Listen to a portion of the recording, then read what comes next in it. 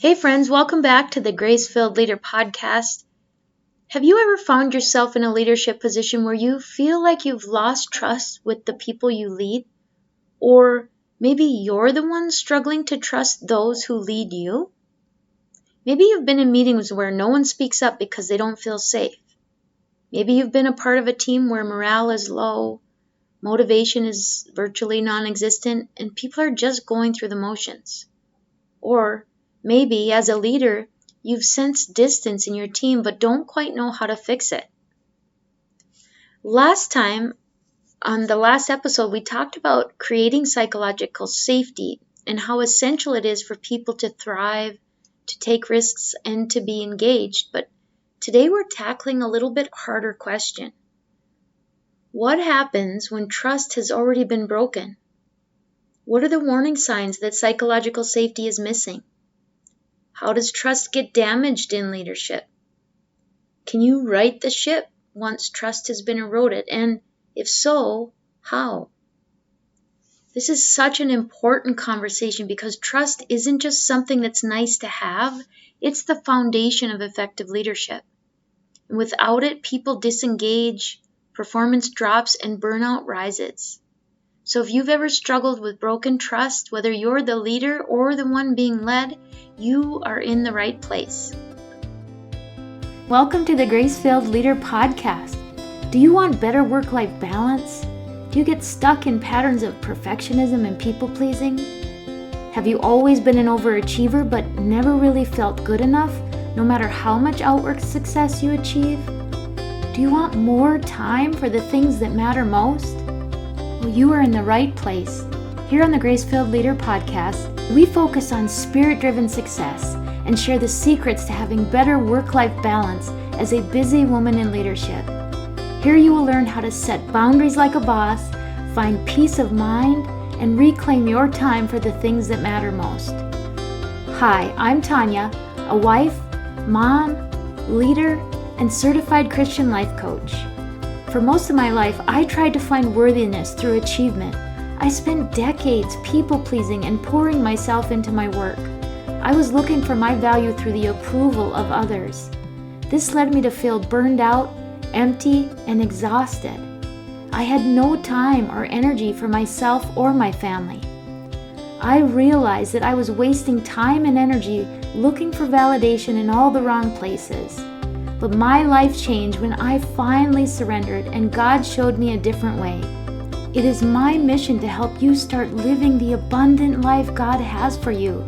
If you're ready to become fueled by grace and find freedom from people-pleasing, if you're ready to multiply your time and impact as a Christian woman in leadership, this podcast is for you. Roll up your sleeves, sister friends. It's time to get after it. Psychological safety is what allows people to take risks, voice concerns, and fully engage without fear. But when it's missing, the effects can be felt not just in the work being done, but in the overall work environment. So what are some signs that psychological safety is missing? And some of these are kind of a review, but we're going to go over them again. One sign is that people stay silent in meetings. If you notice that your team never asks questions, shares ideas, or challenges the status quo, that's a sign that they don't feel safe speaking up. Second, there's a fear of making mistakes. In a healthy environment, mistakes are seen as opportunities to learn. In an unsafe environment, people hide failures, blame others, or avoid challenges altogether. Another sign is that there's low accountability. If trust is broken, people stop taking ownership. You might hear a lot of, "That's not my job," or you might see finger pointing when things go wrong. There might be a lot of turnover at the workplace. When employees don't feel safe, valued, or heard, they leave, or they at least mentally check out, often long before they then eventually leave. You might see compliance over creativity. In an unsafe culture, people do the bare minimum. They won't take initiative or innovate because they don't trust that their contributions will be valued. Have you ever had a boss who constantly changed expectations, dismissed your ideas, or made decisions without explaining why? Over time, you stop trying. You stop feeling invested. You do what's necessary to survive, but you're not bringing your best self to the table. This is what happens when psychological safety is missing, and it doesn't just affect teams, it affects leaders too. If you don't feel safe under your leadership, you'll lead out of fear, frustration, or self-protection instead of confidence.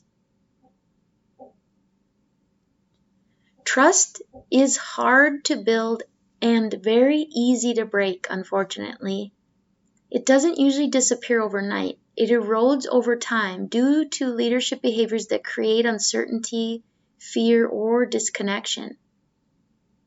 Some common ways that trust erodes or gets broken in leadership. First is a lack of transparency. When leaders don't communicate openly, people start filling in the blanks with their own assumptions, which are usually negative ones. If decisions are made without explanation, employees feel excluded, confused, or distrustful. Imagine your company announces a major restructuring but doesn't explain what it means for employees.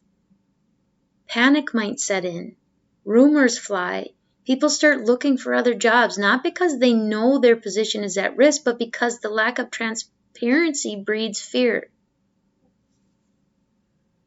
Another thing that erodes trust is inconsistent follow-through.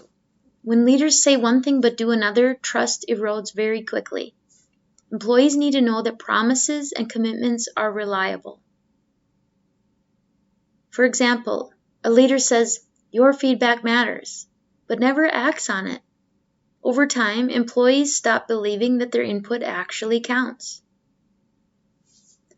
A third thing that leads to distrust is micromanagement and lack of autonomy. This is a big one. If leaders don't trust their team won't trust them. Employees need to feel empowered, not controlled. A boss who constantly redoes employees' work sends the message, "I don't trust you to do this well," and that kills motivation. Another thing that breeds mistrust is ignoring issues or conflict. When toxic behaviors go unaddressed, trust is eroded. Employees want to know that their concerns are heard and acted upon. For example, a high performer might be allowed to treat others poorly because they get results, and the rest of the team disengages because they don't feel like they're protected. So, can trust be restored once it's lost? Yes, it can, but it requires intentional action and a whole lot of time. Trust is like a bank account. Every time you break trust, you're making a withdrawal.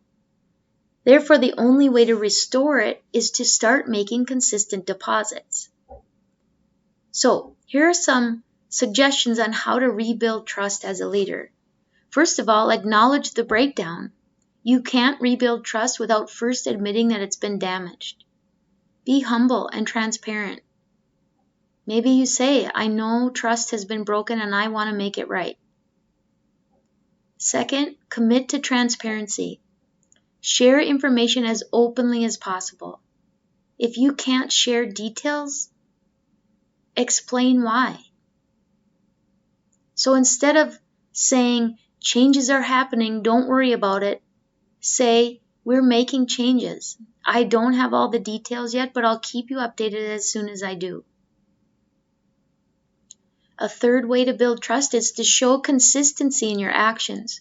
Words alone will not restore trust. Your actions need to align. Start with small wins that show you mean what you say.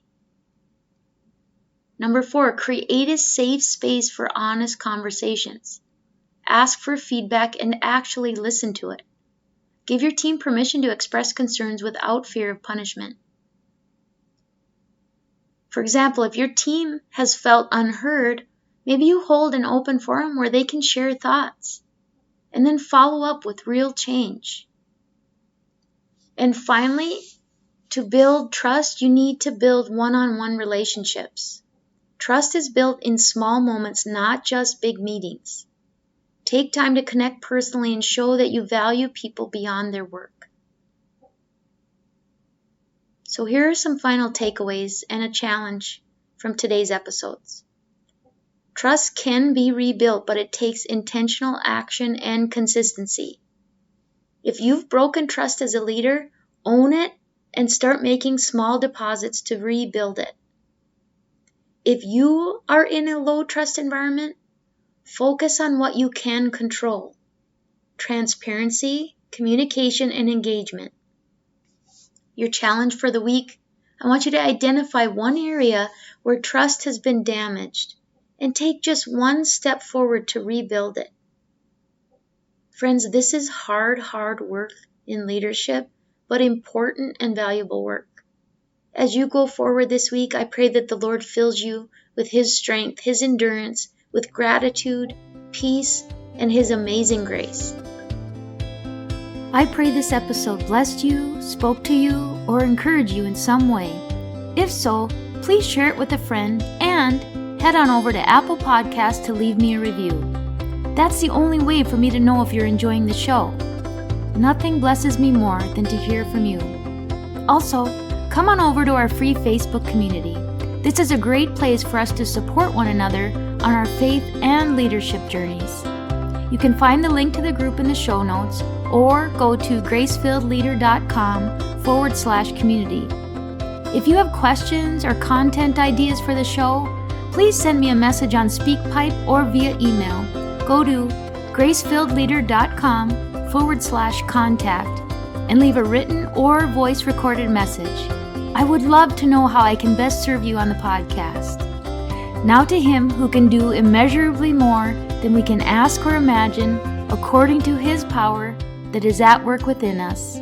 Ephesians 3, verse 20. Until next time, my friends, God bless.